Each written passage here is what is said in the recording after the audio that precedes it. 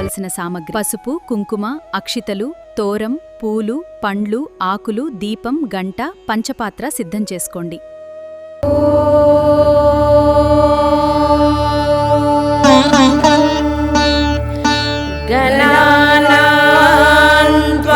గణపతిగుం హవామహే కవిం కవీనాముపమశ్రవస్తమం జ్యేష్ఠరాజం బ్రహ్మణాం బ్రహ్మణస్పత ఆనః శృణ్వన్నోతిభిः सीदसादनम् ఓం శ్రీ మహాగణాధిపతయే నమః. ఓం శ్రీ సరస్వత్యై నమః. ఓం శ్రీ వేదపురుషాయ నమః.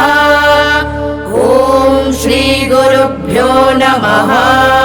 హరి ఓం. అపవిత్రః పవిత్రో వా సర్వావస్థాంగతోపి వా యస్మరేత్ పుండరీకాక్షం సబాహ్యాభ్యంతరః శుచిః. ఓం ఆపమాపమపః సర్వాః అస్మాదస్మాదితో ముతః అగ్నిర్వాయుశ్చ సూర్యశ్చ సహ సంచస్కరద్ధియా ఏన దేవాః పవిత్రేణ ఆత్మానం పునతే సదా తేన సహస్రధారేణ పావమాన్యః పునంతు మా ప్రాజాపత్యం పవిత్రం శతోద్యామగుం హిరణ్మయం తేన బ్రహ్మవిదో వయం భూతం బ్రహ్మ పునీమహే ఇంద్రः సునీతి సహ మా పునాతో సోమः స్వస్త్యా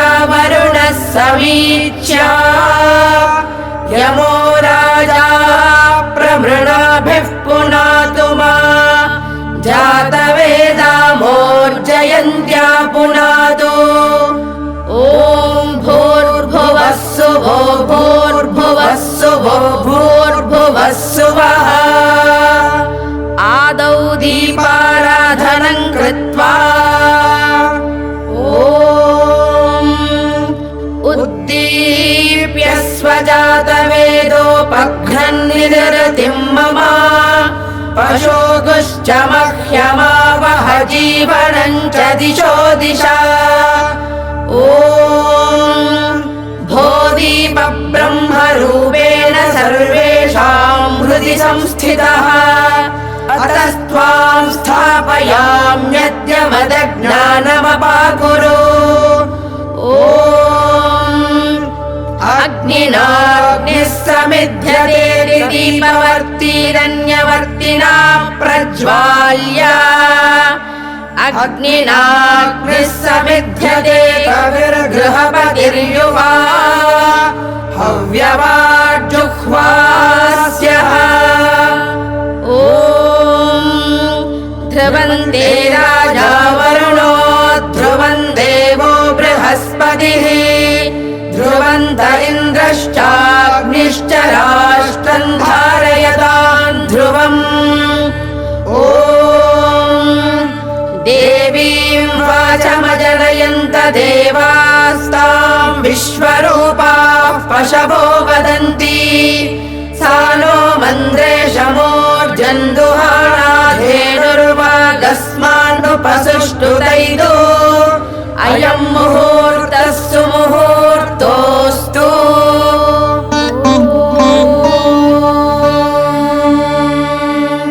శుక్లాంబరధరం విష్ణుం శశివర్ణం చతుర్భుజం ప్రసన్నవదనం ధ్యాయేత్ సర్వవిఘ్నోపశాంతయే. తదేవ లగ్నం సుదినం తదేవ తారాబలం చంద్రబలం తదేవ విద్యాబలం దైవ బలం తదేవ లక్ష్మీపదే తే యుగం స్మరామి.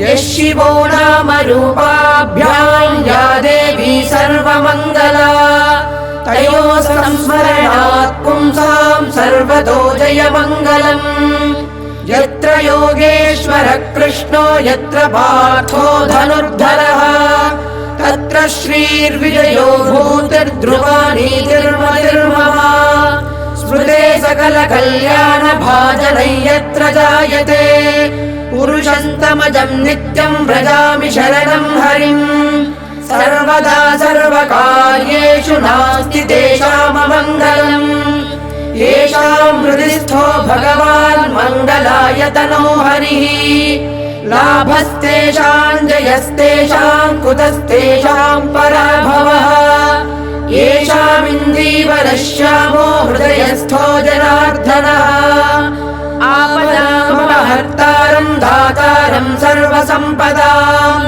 लोकाभिरामम् श्रीरामम् भूयो भूयो नमाम्यहम् सर्वमङ्गलमाङ्गल्ये शिवे सर्वार्थसाधिके शरण्ये त्र्यम्बके देवि नारायणि नमोऽस्तुते ॐ श्रीवेदभगवते नमः ॐ श्रीलक्ष्मीनारायणाभ्याम् नमः ॐ उमामहेश्वराभ्याम् नमः ॐ वाणीहिरण्यगर्भाभ्याम् नमः ॐ शचीपुरन्दराभ्याम् नमः ॐ अरुन्धती वसिष्ठाभ्याम् नमः ॐ श्रीसीतारामाभ्याम् नमः ॐ श्रीराधाकृष्णाभ्याम् नमः ॐ इन्द्राद्यष्टदिक्पालकदेवताभ्यो नमः ॐ आदित्यादिनवग्रहदेवताभ्यो नमः ॐ क्षेत्राधिष्ठानदेवताभ्यो नमः ॐ ग्रामदेवताभ्यो नमः ॐ कुलदेवताभ्यो नमः ॐ मातापितृभ्याम् नमः ॐ श्रीगुरुभ्यो नमः ॐ सर्वेभ्यो महाजनेभ्यो नमः घण्टानादम् आगमार्थन्तु देवानाम् गमनार्थन्तु रक्षसाम् कुरु घण्टारवम् तत्र देवताह्वानलाञ्छनम् आचमनीयम् ॐ केशवाय स्वाहा ॐ नारायणाय स्वाहा ॐ माधवाय स्वाहा ॐ गोविन्दाय नमः ॐ विष्णवे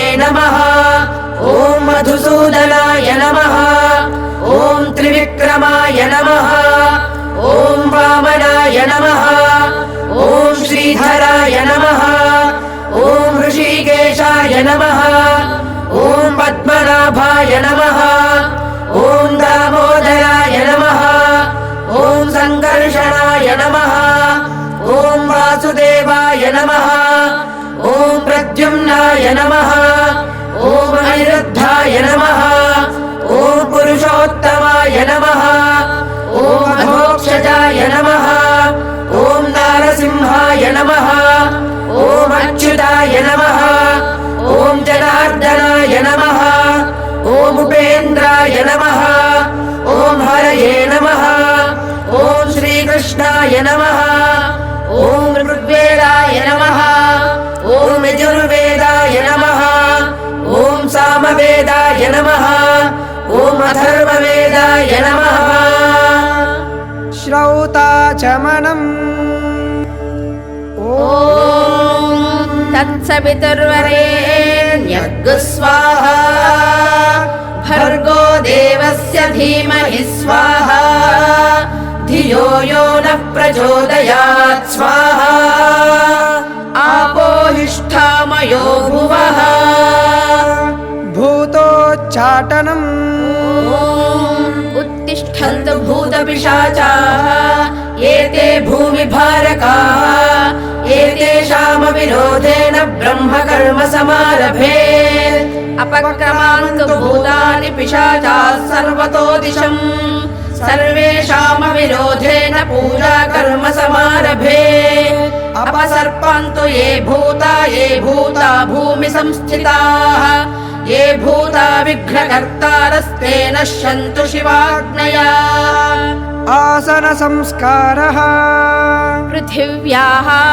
मेरुपृष्ठऋषिः कूर्मो देवता सुतलं छन्दः आसने विनियोगः ॐ पृथ्वी त्वया धृता लोका देवि त्वं विष्णुना धृता त्वं च धारयमां देवि पवित्रं कुरु शासनम् प्राणायामम् ॐ प्रणवस्य परब्रह्म ऋषिः परमात्मा देवता दैवी गायत्री छन्दः प्राणायामे विनियोगः ॐ भूः ॐ भुवः ॐ सुवः ॐ महः ॐ जलः ॐ तपः ॐ सत्यम् ॐ तत्सवितुर्वरेण्यं भर्गो देवस्य धीमहि धियो यो न प्रचोदयात् ॐ आपो ज्योतिरसोऽमृतं ब्रह्म भूर्भुवः सुवरो సంకల్పః ఇతరుల గురించి చేసేటప్పుడు యజమానస్య ఉపాత్త అని, తన గురించి చేసేటప్పుడు మమోపాత్త అని చెప్పుకోవాలి. ఓం మమ యజమానస్య ఉపాత్త సమస్త దురితక్షయ ద్వారా శ్రీ పరమేశ్వర ప్రీత్యర్థం శివ శంభోరాజ్ఞయా ప్రవర్తమానస్య అద్య బ్రహ్మణః ద్వితీయ పరార్థే శ్వేతవరాహ కల్పే వైవస్వత మన్వంతరే కలియుగే ప్రథమ పాదే జంబూద్వీపే భారతవర్షే భరతఖండే మేరోర్ దక్షిణ దిగ్భాగే శ్రీశైలస్య. ఇక్కడ శ్రీశైలానికి ఏ ప్రదేశంలో ఉంటే ఆ ప్రదేశం చెప్పుకోవాలి. ఆగ్నేయంలో ఉంటే ఆగ్నేయ ప్రదేశే, ఈశాన్యంలో ఉంటే ఈశాన్య ప్రదేశే, నైరుతిలో ఉంటే నైరుతి ప్రదేశే, వాయవ్యంలో ఉంటే వాయవ్య ప్రదేశే, కృష్ణా గోదావర్యోర్మధ్య ప్రదేశే. ఇంట్లో చేసుకుంటే శోభన గృహే అని చెప్పుకోవాలి, లేదా మండపాల్లో చేస్తే ఆ మండపం పేరు చెప్పుకోవాలి. సమస్త దేవతా హరిహర గురు చరణ సన్నిధౌ అస్మిన్ వర్తమాన వ్యావహారిక చాంద్రమానేన ప్రభవాది షష్ఠీ సంవత్సరాణ మధ్యే. మీరు పూజ చేసే రోజు ఏ సంవత్సరము ఉంటే, ఏ అయనం ఉంటే, ఏ ఋతువు ఉంటే, ఏ మాసము, ఏ పక్షము, ఏ తిథి, ఏ రోజు అయితే ఆయా పేర్లు చెప్పుకోవాలి. అముక సంవత్సరే అముక అయనే అముక ఋతౌ అముక మాసే అముక పక్షే అముక తిథౌ అముక వాసరే శుభ నక్షత్రే శుభయోగే శుభకరణే ఏవం గుణ విశేషణ విశిష్టాయాం శుభతిథౌ. పురుషులైతే గోత్రోద్భవస్య నామధేయస్య అని చెప్పుకోవాలి.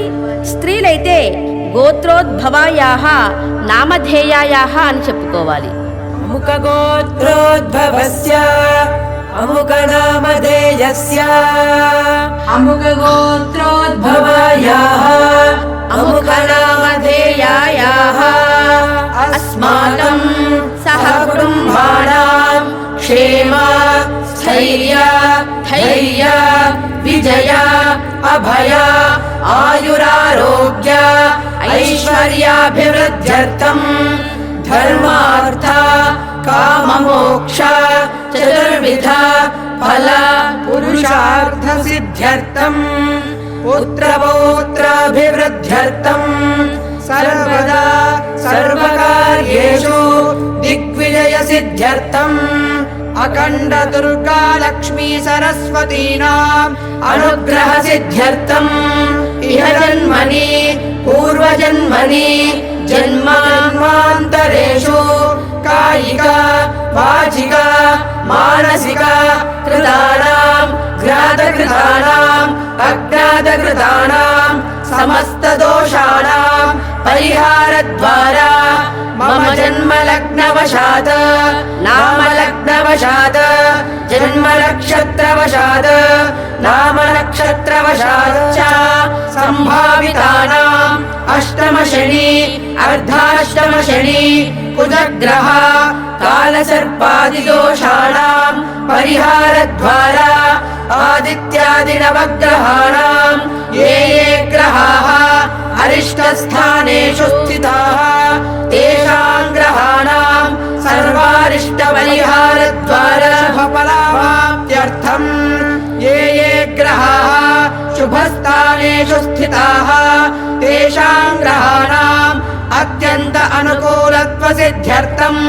मनोभीष्टसिद्ध्यर्थम् धनधान्याभिवृद्ध्यर्थम् समस्तत्रयस्त्रिंशत्कोटिदेवतानुग्रहद्वारा गृहे ग्रामे सर्वमङ्गलाप्त्यर्थम् मंगलगौरी देवतामुद्दिश्य मंगलगौरी देवता प्रीत्यर्थम् यावच्छक्ति ध्यान आवाहनादि षोडशोपचार पूजां करिष्ये। कलशपूजा ॐ कलशस्य मुखे विष्णुकण्ठे रुद्रः समाश्रिता मूले तत्र स्थितो ब्रह्मा मध्ये मातृगणा स्मृताः कुक्षौ तु सागराः सर्वे सप्तद्वीपा वसुन्धरा ऋग्वेदोऽथर्ववेदः सामवेदो ह्यथर्वणः अङ्गैश्च सहिताः सर्वे कलशाम्बुसमाश्रिताः आयान्तु देवपूजार्थम् दुरितक्षयकारकाः गङ्गे च यमुने कृष्णे गोदावरि सरस्वती नर्मदे सिन्धु कावेर्यौ जलेऽस्मिन् सन्निधिं कुरु कलशोदकेन पूजा द्रव्याणि सम्प्रोक्ष्य देवम् आत्मानं च सम्प्रोक्ष्य आदौ निर्विघ्नपरिसमाप्त्यर्थम् श्रीमहागणाधिपतिपूजां करिष्ये। गणपति पूजा गणानान्त्वा गणपतिगुं हवामहे कविं कवीनामुपमश्रवस्तमम् ज्येष्ठराजं ब्रह्मणां ब्रह्मणस्पतान शृण्वन्नोतिभिः सीदसादनम् ॐ ध्यायेद्गजाननं देवं तप्तकाञ्चनसन्निभम् चतुर्भुजं महाकायं सर्वाभरणभूषितम् ॐ श्रीमहागणाधिपतये नमः ध्यायामि। अत्रागच्छ जगद्वन्द्य सुरराजार्चितेश्वर अनाथनाथ सर्वज्ञ गौरी गर्भसमुद्भव ॐ श्रीमहागणाधिपतये नमः आवाहयामि आवाहनं समर्पयामि मौक्तिकैः पुष्यरागैश्च नानारत्नैर्विराजितम् रत्नसिंहासनं चारुप्रीत्यर्थं प्रतिगृह्यता ॐ श्रीमहागणाधिपतये नमः नवरत्नखचितहेमसिंहासनं समर्पयामि गजवक्त्र नमस्तेऽस्तु सर्वाभीष्टप्रदायक भक्त्या वाद्यं मया दत्तं गृहाणद्विरदानना ॐ श्रीमहागणाधिपतये नमः पादयोः पाद्यं समर्पयामि गौरीपुत्र नमस्तेऽस्तु शङ्करप्रियनन्दना गृहाणार्घ्यं मया दत्तं गन्धपुष्पाक्षतैर्युतम् ॐ श्रीमहागणाधिपतये नमः हस्तयोः अर्घ्यमर्घ्यं समर्पयामि अनाथनाथ सर्वज्ञ गीर्वाणवरपूजिता गृहाणाचमनं देव तुभ्यं दत्तं मया प्रभो ॐ श्रीमहागणाधिपतये नमः मुखे आचमनीयं समर्पयामि ॐ आपोहिष्ठामयो भुवः तान ऊर्जे दधातना महे तस्मै चक्षसे यो वः शिवतमो रसः तस्य भाजयते हनः उशतीरिव मातरः तस्मा अरङ्गमामवः यस्य क्षयाय जन्मता आपो जनयथाचलः ॐ श्रीमहागणाधिपतये नमः शुद्धोदकस्नानं समर्पयामि स्नानानन्तरं शुद्धाचमनीयं समर्पयामि ॐ अभिवस्त्रा सुवसनान्यर्षाभिधेनो सुदुघाः पूयमानाः अभिचन्द्रा भर्तवेनो हिरण्याभिश्वान् रथिनो देवसोमा ॐ श्रीमहागणाधिपतये नमः वस्त्रयुग्मं समर्पयामि ॐ यज्ञोपवीतं परमं पवित्रं प्रजापतेर्यः सहजं पुरस्तात् आयुष्यमग्र्यं प्रतिमुञ्च शुभ्रं यज्ञोपवीतं बलमस्तु तेजः ॐ श्रीमहागणाधिपतये नमः यज्ञोपवीतं समर्पयामि ॐ गन्धद्वारान्दुराधर्षान् नित्यपुष्टाङ्करीषिणीम् ईश्वरीगुं सर्वभूतानां तामिहोपह्वये श्रियम् श्रीगन्धं चन्दनोन्मिश्रं कर्पूरेण सुसंयुतं विलेपनं सुरश्रेष्ठप्रीत्यर्थं प्रतिगृह्यताम् ॐ श्रीमहागणाधिपतये नमः गन्धं समर्पयामि श्रीर्मे भजतु अलक्ष्मीर्मे नश्यतु ॐ श्रीमहागणाधिपतये नमः गन्धस्योपरि कुङ्कुमं समर्पयामि ॐ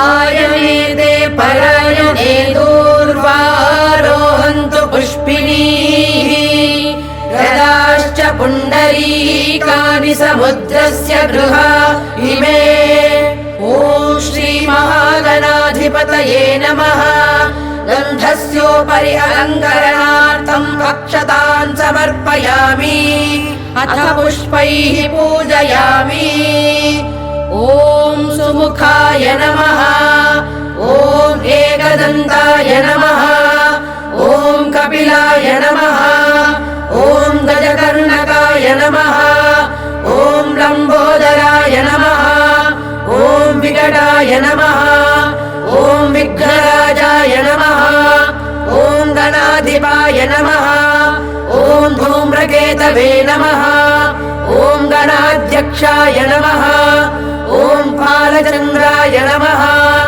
ॐ गजाननाय नमः ॐ वक्रतुण्डाय नमः ॐ शूर्पकर्णाय नमः ॐ हेरम्बाय नमः ॐ स्कन्दपूर्वजाय नमः ॐ मूषिकवाहनाय नमः ॐ मोदकहस्ताय नमः ॐ चामरकर्णाय नमः ॐ विलम्बिकसूत्राय नमः ॐ वामनरूपाय नमः ॐ ईश्वरपुत्राय नमः ॐ वरसिद्धिविनायकाय नमः ॐ सर्वसिद्धिप्रदायकाय नमः ॐ श्रीमहागणाधिपतये नमः नानाविधपरिमलपत्रपुष्पाक्षताञ्जलिं समर्पयामि धूपम्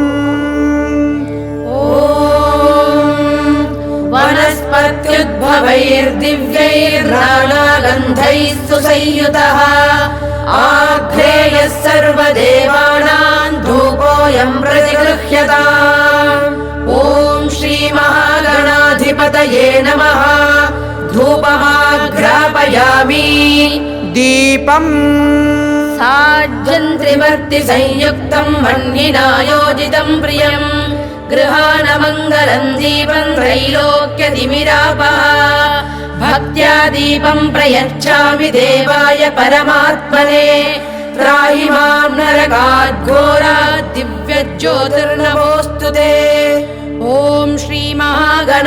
गणाधिपतये नमः दीपं दर्शयामि धूपदीपानन्तरं शुद्धाचमनीयं समर्पयामि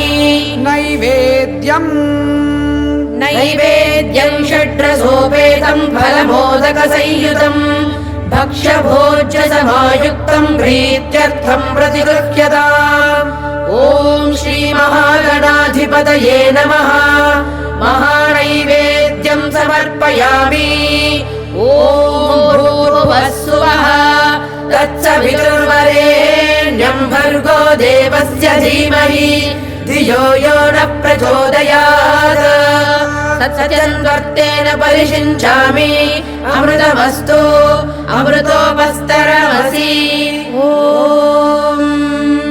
प्राणाय स्वाहा ॐ अपानाय स्वाहा ॐ व्यानाय स्वाहा ॐ उदानाय स्वाहा ॐ समानाय स्वाहा मध्ये मध्ये पानीयं समर्पयामि अमृतापिधानमसि उत्तरापोषणं समर्पयामि हस्तौ प्रक्षालयामि पादौ प्रक्षालयामि शुद्धाचमनीयं समर्पयामि ताम्बूलम्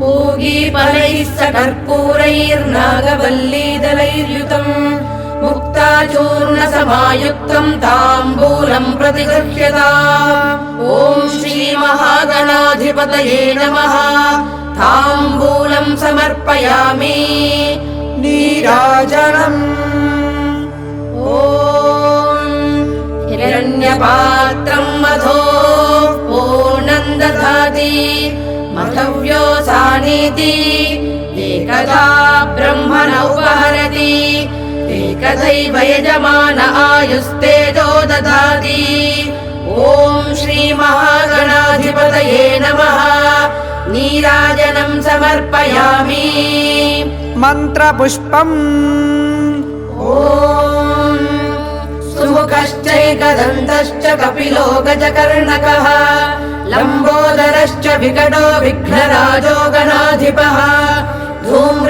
धूम्रकेतुर्गणाध्यक्षः पालचन्द्रो गजाननः वक्रतुण्डः शूर्पकर्णो हेरम्बस्कन्दपूर्वजः षोडशैतानि नामानि यः पठेत् शृणुयादपि विद्यारम्भे विवाहे च प्रवेशे निर्गमे तथा सङ्ग्रामे सर्वकार्येषु विघ्नस्तस्य न जायते ॐ श्रीमहागणाधिपतये नमः सुवर्णमन्त्रपुष्पं समर्पयामि यानि कानि च पापानि जन्मान्तरकृतानि च तानि तानि प्रणश्यन्ति प्रदक्षिणपदे पदे पुण्योऽहं पुण्यकर्माहं पुण्यात्मा पुण्यसम्भव त्राहि मां कृपया देव शरणागतवत्सल अन्यथा शरणं नास्ति त्वमेव शरणं मम तस्मात् कारुण्यभावेन रक्ष रक्ष गणाधिप ॐ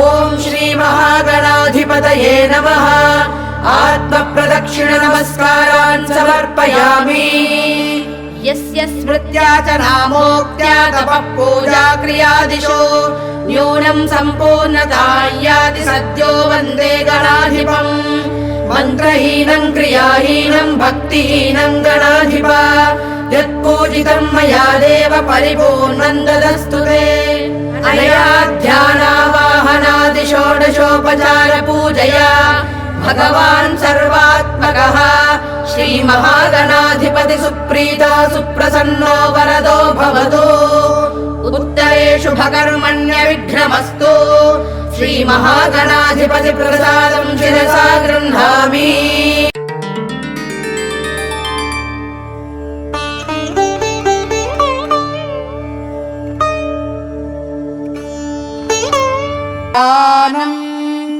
ॐ सकुङ्कुमविलेपनामलिकचुम्बिकस्तूरिकाम् समन्दहसिते क्षणां सशरचापपाशाङ्कुशाम् अशेषजनमोहिनीमरुणमाल्यभूषोज्ज्वलाम् जपाकुसुमभासुरान् जपविधौ स्मरेदम्बिकाम् ॐ ऐं ह्रीं श्रीं श्रीमङ्गलगौर्यै नमः ध्यायामि। ఇప్పుడు అమ్మవారికి నమస్కారము చేసుకోవలెను. ॐ हिरण्यवर्णां हरिणीं सुवर्णरजतस्रजां चन्द्रां हिरण्मयीं लक्ष्मीं जातवेदो म आवह ॐ ऐं ह्रीं श्रीं श्रीमङ्गलगौर्यै नमः ఆవాహయామి। ఇప్పుడు అమ్మవారికి అక్షతలు సమర్పించవలెను. ఓం తామ ఆవహ జాతవేదో లక్ష్మీమనపగామినీం యస్యాం హిరణ్యం విందేయంగామశ్వం పురుషానహం ఓం ఐం హ్రీం శ్రీం శ్రీమంగళగౌర్యై నమః నవరత్న ఖచిత హేమ సింహాసనం సమర్పయామి। ఇప్పుడు అమ్మవారికి అక్షతలు సమర్పించవలెను. ఓం అశ్వపూర్వాం రథమధ్యాం హస్తినాద ప్రబోధినీం శ్రియం దేవీముపహ్వయే శ్రీర్మా దేవీ జుషతా ఓం ఐం హ్రీం శ్రీం శ్రీమంగళగౌర్యై నమః పాదయోః పాద్యం సమర్పయామి। ఇప్పుడు అమ్మవారికి కలశములోని జలమును సమర్పించాలి. ఓం కాంసోస్మితాం హిరణ్యప్రాకారామార్ద్రాంజ్వలంతీం తృప్తాం తర్పయంతీం పద్మే స్థితాం పద్మవర్ణాం తామిహోపహ్వయే శ్రియం ఓం ఐం హ్రీం శ్రీం శ్రీమంగళగౌర్యై నమః హస్తయోః అర్ఘ్యం సమర్పయామి। ఇప్పుడు అమ్మవారికి కలశములోని జలమును సమర్పించాలి. ఓం చంద్రాం ప్రభాసాం యశసాజ్వలంతీం శ్రియం లోకే దేవజుష్టాముదారాం తాం పద్మినీమీం శరణమహం ప్రపద్యే లక్ష్మీమే నశ్యతాం త్వాం వృణే ఓం ఐం హ్రీం శ్రీం శ్రీమంగళగౌర్యై నమః ముఖే ఆచమనీయం సమర్పయామి।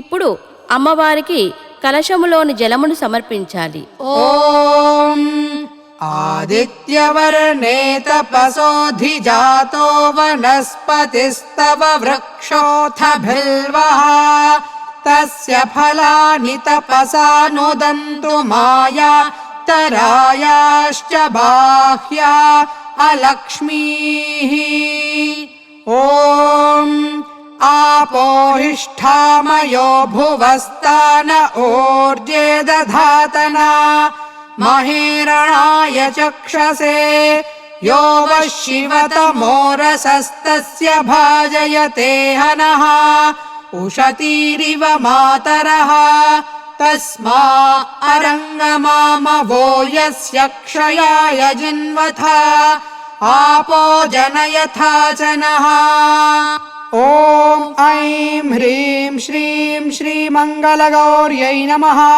శుద్ధోదక స్నానం సమర్పయామి। స్నానానంతరం శుద్ధం ఆచమనీయం సమర్పయామి। ఇప్పుడు అమ్మవారికి పాలు, పెరుగు, తేనె, నెయ్యి, బెల్లము మరియు పంచామృతంతో అభిషేకము చేసిన తర్వాత పసుపుతో, కుంకుమతో, గంధముతో మొదలగు పదార్థములతో అభిషేకము చేయవలెను. తర్వాత జలముతో కూడా అభిషేకము చేయవలెను. ఓం ఉపైతు మాం దేవసఖః కీర్తిశ్చ మణినా సహ ప్రాదుర్భూతోऽస్మి రాష్ట్రేऽస్మిన్ కీర్తివృద్ధిం దదాతు మే। ఓం ఐం హ్రీం శ్రీం శ్రీమంగళగౌర్యై నమః వస్త్రయుగ్మం సమర్పయామి। అభిషేకము చేసిన విగ్రహమును తుడిచి అలంకరించాలి. మీరు పత్తితో తయారు చేసిన వస్త్రమును అమ్మవారికి సమర్పించవలెను. ఓం क्षुप्तिपासामलान् ज्येष्ठामलक्ष्मीर्नाशयाम्यहम् अभूतिमसमृद्धिं च सर्वान् निर्णद मे गृहात्। ॐ ऐं ह्रीं श्रीं श्रीमङ्गलगौर्यै नमः। యజ్ఞోపవీతం సమర్పయామి. మీరు ఇప్పుడు అమ్మవారికి దూదితో చేసినటువంటి యజ్ఞోపవీతమును మరియు అక్షతలు సమర్పించవలెను. ఓం గంధద్వారాందురాధర్షాన్ నిత్యపుష్టాంకరీషిణీం ఈశ్వరీగుం సర్వభూతానాం తామిహోపహ్వయే శ్రియం.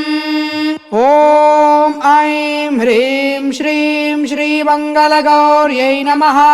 దివ్యశ్రీచందనం సమర్పయామి. ఇప్పుడు అమ్మవారికి గంధము కుంకుమ సమర్పించవలెను. ఓం శ్రీర్మే భజతో అలక్ష్మీర్మే నశ్యతో. ఓం ఐం హ్రీం శ్రీం శ్రీమంగళగౌర్యై నమః. హరిద్రా కుంకుమ కజ్జల కస్తూరి గోరోజనాది సుగంధ ద్రవ్యాన్ని సమర్పయామి. ఓం మనసః కామమాకూతిం వాచః సత్యమషీమహి. పశూనాగుం రూపమన్నస్య మయిశ్రీ శ్రయతాం యశః. ఓం ఐం హ్రీం శ్రీం శ్రీమంగళగౌర్యై నమః. సర్వాభరణాని సమర్పయామి. ఇప్పుడు అమ్మవారికి పుష్పమాలను ఆభరణాలను సమర్పించండి. ఇప్పుడు అమ్మవారి యొక్క నామాలు చెప్పబడతాయి. మీరు ఓం శ్రీ కూడా సమర్పించవచ్చును. ఓం అత పుష్పైః పూజయామి. ఓం గౌర్యై నమః. ఓం గణేశజనన్యై నమః. ఓం గిరిరాజతనయాయ నమః. ఓం గుహాంబికాయై నమః. ఓం జగన్మాత్రే నమః. ఓం గంగాధర కుటుంబిన్యై నమః. ఓం వీరభద్రప్రసువే నమః. ఓం విశ్వవ్యాపిన్యై నమః. ఓం విశ్వరూపిణ్యై నమః. ఓం అష్టమూర్త్యాత్మికాయై నమః. ఓం కష్టదారిద్ర్యశమన్యై నమః. ఓం శివాయై నమః. ఓం శాంభవ్యై నమః. ఓం శాంకర్యై నమః. ఓం బాలాయై నమః. ఓం భవాన్యై నమః. ఓం భద్రదాయిన్యై నమః. ఓం మాంగళ్యదాయిన్యై నమః. ఓం సర్వమంగళాయై నమః. ఓం మంజుభాషిన్యై నమః. ఓం మహేశ్వర్యై నమః. ఓం మహామాయాయై నమః. ఓం మంత్రారాధ్యాయై నమః. ఓం మహాబలాయై నమః. ఓం హేమాద్రిజాయై నమః. హైమవత్యై నమః. ఓం పార్వత్యై నమః. ఓం పాపనాశిన్యై నమః. ఓం నారాయణాంశజాయై నమః.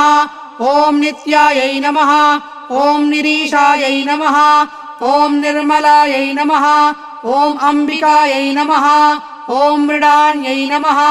ఓం మునిసంసేవ్యాయై నమః. ఓం మానిన్యై నమః. ఓం మేనకాత్మజాయై నమః. ఓం కుమార్యై నమః. ఓం కన్యకాయై నమః. ఓం దుర్గాయై నమః. ఓం కలిదోషనిషూదిన్యై నమః. ఓం కాత్యాయన్యై నమః. ఓం కృపాపూర్ణాయై నమః. ఓం కళ్యాణ్యై నమః. ఓం కమలార్చితాయై నమః. ఓం సత్యై నమః. ఓం సర్వమయై నమః. ఓం సౌభాగ్యదాయై నమః. ఓం సరస్వత్యై నమః. ఓం అమలాయై నమః. ఓం అమర సంసేవ్యాయై నమః. ఓం అన్నపూర్ణాయై నమః. ఓం అమృతేశ్వర్యై నమః. ఓం అఖిలాగమ సంస్తుతాయై నమః. ఓం సుఖ సచ్చిత్ సుధారసాయై నమః. ఓం బాల్యారాధిత భూతేశాయై నమః. ఓం భానుకోటి సముద్యుతయే నమః. ఓం హిరణ్మయ్యై నమః. ఓం పరాయై నమః. ॐ सूक्ष्मायै नमः ॐ शीतांशुकृतशेखरायै नमः ॐ हरिद्राकुङ्कुमाराध्यायै नमः ॐ सर्वकालसुमङ्गल्यै नमः ॐ सर्वभोगप्रदायै नमः ॐ सामशिखायै नमः ॐ वेदान्तलक्षणायै नमः ॐ कर्मब्रह्ममय्यै नमः ॐ कामकलनायै नमः ॐ काङ्क्षितार्थदायै नमः ॐ चन्द्रार्कायुतताटङ्कायै नमः ॐ चिदम्बरशरीरिण्यै नमः ॐ श्रीचक्रवासिन्यै नमः ॐ देव्यै नमः ॐ कामेश्वरपत्न्यै नमः ॐ कमलायै नमः ॐ मारारातिप्रियार्धान्यै नमः ॐ मार्कण्डेयवरप्रदायै नमः ॐ पुत्रपौत्रवरप्रदायै नमः ॐ पुण्यायै नमः ॐ पुरुषार्थप्रदायिन्यै नमः ॐ सत्यधर्मरतायै नमः ॐ सर्वसाक्षिण्यै नमः ॐ शशाङ्करूपिण्यै नमः ॐ श्यामलायै नमः ॐ बगलायै नमः ॐ चण्डायै नमः ॐ मातृकायै नमः ॐ भगमालिन्यै नमः ॐ शूलिन्यै नमः ॐ विरजायै नमः ॐ स्वाहायै नमः ॐ सुधायै नमः ॐ प्रत्यङ्गिराम्बिकायै नमः ॐ आर्यायै नमः ॐ दाक्षायिन्यै नमः ॐ दीक्षायै नमः ॐ सर्ववस्तूत्तमोत्तमायै नमः ॐ शिवाभिधायै नमः ॐ श्रीविद्यायै नमः ॐ प्रणवार्थस्वरूपिण्यै नमः ॐ ह्रीङ्कार्यै नमः ॐ नादरूपिण्यै नमः ॐ त्रिपुरायै नमः ॐ त्रिगुणायै नमः ॐ ईश्वर्यै नमः ॐ सुन्दर्यै नमः ॐ स्वर्णगौर्यै नमः ॐ षोडशाक्षरदेवतायै नमः ॐ ऐं ह्रीं श्रीं श्रीमङ्गलगौर्यै नमः नानाविधपरिमलपत्रपुष्पाणि समर्पयामि ఇప్పుడు అమ్మవారికి అగరబత్తులు వెలిగించి ధూపమును చూయించండి. ॐ आपसृजन्तु स्निग्धानि चिक्लीतवस मे गृहे निज देवीं मातरं श्रियं वासय मे कुले ॐ ऐं ह्रीं श्रीं श्रीमङ्गलगौर्यै नमः ధూపం సమర్పయామి. ఇప్పుడు అమ్మవారికి దీపములు చూయించండి. ఓం ఆర్ద్రాం పుష్కరిణీం పుష్టిం పింగళాం పద్మమాలినీం చంద్రాం హిరణ్మయీం లక్ష్మీం జాతవేదో మఆవహ. ఓం ఐం హ్రీం శ్రీం శ్రీమంగళగౌర్యై నమః దీపం సమర్పయామి. ఇప్పుడు అమ్మవారికి మీరు తయారు చేసినటువంటి నైవేద్యాలను సమర్పించవలెను. ఓం ఆర్ద్రాయః కరిణీ యష్టిం సువర్ణాం హేమమాలినీం సూర్యాం హిరణ్మయీం లక్ష్మీం జాతవేదో మఆవహ. ఓం భూర్భువః స్సువః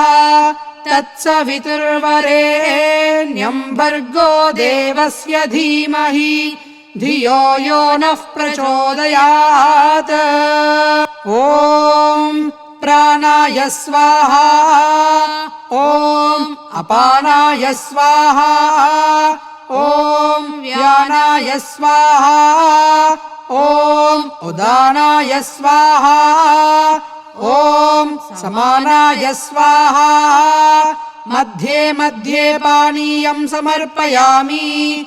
అమృతాపిధానమసి ఉత్తరాపోషణం సమర్పయామి. హస్తౌ ప్రక్షాళయామి పాదౌ ప్రక్షాళయామి శుద్ధాచమనీయం సమర్పయామి. ఓం ఐం హ్రీం శ్రీం శ్రీమంగళగౌర్యై నమః నైవేద్యం నివేదయామి. ఓం తామ ఆవహ జాతవేదో లక్ష్మీమనపగామినీం यस्यां हिरण्यं प्रभूतं गावो दास्योश्वानविन्देयं पुरुषानहम् ॐ ऐं ह्रीं श्रीं श्रीमङ्गलगौर्यै नमः తాంబూలం సమర్పయామి. ఇప్పుడు అమ్మవారికి వక్క తమలపాకు దక్షిణ ₹1 బిళ్ళ పెట్టి సమర్పించవలెను. ఓం యశుచిః ప్రయతో భూత్వా జుహుయాదాజ్యమన్వహం శ్రియః పంచదశర్చంచ శ్రీకామः సతతం జపేత్. ఓం ఐం హ్రీం శ్రీం శ్రీమంగళగౌర్యై నమః కర్పూర నీరాజనం సమర్పయామి. నీరాజనానంతరం శుద్ధాచమనీయం సమర్పయామి. నమస్కరోమి. అమ్మవారికి పుష్పాలు వేసి నమస్కరించుకోవాలి. ఓం కాత్యాయనాయ విద్మహే కన్యకుమారి ధీమహి తన్నో దుర్గిః ప్రచోదయాత్. ఓం మహాదేవ్యై చ విద్మహే విష్ణుపత్న్యై చ ధీమహి తన్నో లక్ష్మీః ప్రచోదయాత్. ఓం వీణాపాన్యై చ విద్మహే బ్రహ్మపత్న్యై చ ధీమహి తన్నో వాణీః ప్రచోదయాత్. ఓం ఐం హ్రీం శ్రీం శ్రీమంగళగౌర్యై నమః సువర్ణ దివ్యమంత్రపుష్పం సమర్పయామి. జై శ్రీవేదం. అందరూ అక్షతలు చేతపట్టుకొని మంగళగౌరీ వ్రతాన్ని శ్రద్ధగా ఆలకించండి. జై శ్రీవేదం. శ్రావణ మాసంలో పార్వతీదేవి సర్వమంగళగా పూజాభిషేకాలు అందుకుంటుంది అని భక్తుల యొక్క ప్రగాఢ విశ్వాసము. తమ సౌభాగ్యం కోసము ఈ మంగళగౌరీ వ్రతాన్ని చేస్తూ ఉంటారు. ఈ శ్రావణ మాసంలో వచ్చే మంగళవారాలన్నీ అమ్మవారిని పూజించుకోవచ్చును. ఈ వ్రతాన్ని భక్తి శ్రద్ధలతో కొలిస్తే తమ సౌభాగ్యం కలకాలం నిలుస్తుందని ప్రగాఢ విశ్వాసము. ఈ వ్రతం చేయటం వలన జగన్మాత అనుగ్రహంతో పాటు సౌభాగ్యము, సంతానము, వివాహము కాని వారికి వివాహము, సంతృప్తికరమైన జీవితము ప్రాప్తిస్తాయి. పూర్వము ధర్మపాలుడనే ఒక ధనికునికి సదాచార సంపన్నురాలైన భార్య ఉండేది. కానీ వారికి పుత్ర సంతానము లేదు.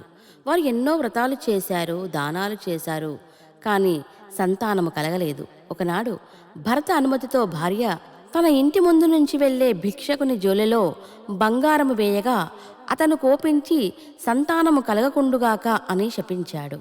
దాంతో ఆ దంపతులు అతన్ని ప్రార్థిస్తే అల్పాయుష్కుడైన ఒక కుమారుడు కలుగుతారని, అయితే అతనిని పెళ్లాడే అమ్మాయి తల్లి మంగళగౌరీ వ్రతం చేసి కుమార్తెకు వాయనమిస్తే ఆ ప్రభావం వల్ల ఈ కుమారుడు మరణించడని, అంటే ఆమెకు వైధవ్యం ప్రాప్తించదని భిక్షువు సూచించాడు. అనంతరం వారు సంతానవంతులై కుమారునికి 16 ఏళ్ల వయస్సు రాగానే కాశీకి వెళ్లే వీరికి మార్గమధ్యంలో దైవలీల ఫలితంగా మంగళగౌరీ వ్రతాన్ని చేసిన తల్లిగల సుశీల అనే కన్య తారసపడుతుంది. సుశీల తల్లిదండ్రులను ఒప్పించి సుశీలతో తమ కుమారునికి వివాహము జరిపిస్తారు. ఆమె సాహచర్యంతో భర్తకు 16 ఏండ్ల అకాల మరణము ఉన్నా మంగళగౌరీ వ్రత వాయినం తీసుకున్న కారణంగా భర్త పూర్ణాయుష్కుడవుతాడు. కాబట్టి శ్రావణ మంగళగౌరీ వ్రతాచరణం వలన స్త్రీలకు వైధవ్యం రాదని, పుణ్యస్త్రీలుగానే ఉంటారని పురాణ ప్రతీతి. మంగళగౌరిని ఉత్తరేని దళాలతోనూ గరికతోనూ అర్చించడం తప్పనిసరి. మహానివేదనలో పూర్ణపు కుడుములు, పులగము, బియ్యంతో చేసిన పరమాణాన్ని నివేదించాలి. వ్రతం నాటి సాయంత్రం ముత్తైదువులను పిలిచి నానబెట్టిన శనగలు వాయనంగా ఇచ్చి వారి ఆశీర్వచనములు పొందాలి. ఈ వ్రతంలో ప్రత్యేకంగా పేర్కొనదగింది తోర పూజ. పసుపు పూసిన దారాన్ని 3 పొరలుగా తీసుకొని దానికి 9 ముళ్ళు వేస్తారు. ఆ దారానికి మధ్య మధ్యలో దవనాన్ని కడతారు. ఈ తోరాలను గౌరీదేవి ముందు పెట్టి పూజ చేసి ఒక తోరాన్ని పూజ చేసిన వారు కట్టుకుంటారు, 2వ తోరాన్ని ముత్తైదవకి ఇస్తారు, 3వ తోరాన్ని గౌరీదేవికే సమర్పిస్తారు. ఈ విధంగా చేసే వ్రతాల ద్వారా సర్వవాంఛా ఫలసిద్ధి కలుగుతుంది. ఈ వ్రతంలో ఆకులు వక్కలు 5 చొప్పున ఉంచి 5 జ్యోతులతో గౌరీదేవికి మంగళహారతి ఇస్తారు. తరువాత వాటిని శనగలతో కలిపి తల్లికి గాని ముత్తైదువుకు గాని వాయనంగా ఇస్తారు. ఇది చాలా మంచి శుభకరమైన వ్రతము. మంగళగౌరి కటాక్షం వల్ల కుజుడు మంగళవారానికి అధిపతి అయ్యాడు. ఆడవారి 5వ తరాన్ని రక్షించే ఈ మంగళగౌరి వ్రతాన్ని ప్రతి సంవత్సరము చేసుకోవచ్చును. జై మంగళగౌరి మాతాకి జై. సర్వమంగళ మాంగళ్యే శివే సర్వార్థ సాధికే శరణ్యే త్రంబకే గౌరి నారాయణి నమోస్తుతే. చేతిలో పట్టుకున్నటువంటి అక్షతలు శిరస్సు పైన వేసుకోండి. జై శ్రీవేదం.